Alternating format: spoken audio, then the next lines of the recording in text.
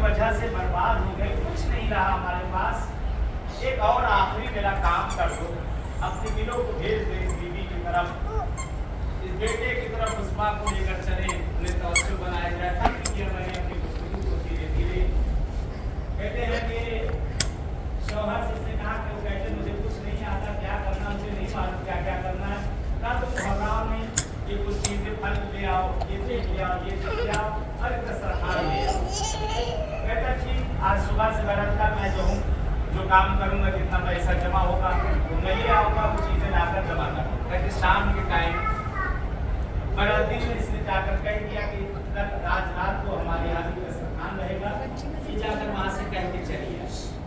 बरत उसके पड़ोसियों को जिनको बुलाना था सबको बुलाया गया, खुद वो आती है, आकर उसने दस्तरखान को सजाया, दस्तरखान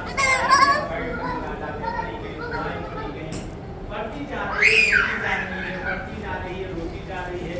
काफी देर हो गई, मुनाजात हो गई, कहते सब उठ के वहां से जाने लगे, सारे जा चुके हैं। आखिर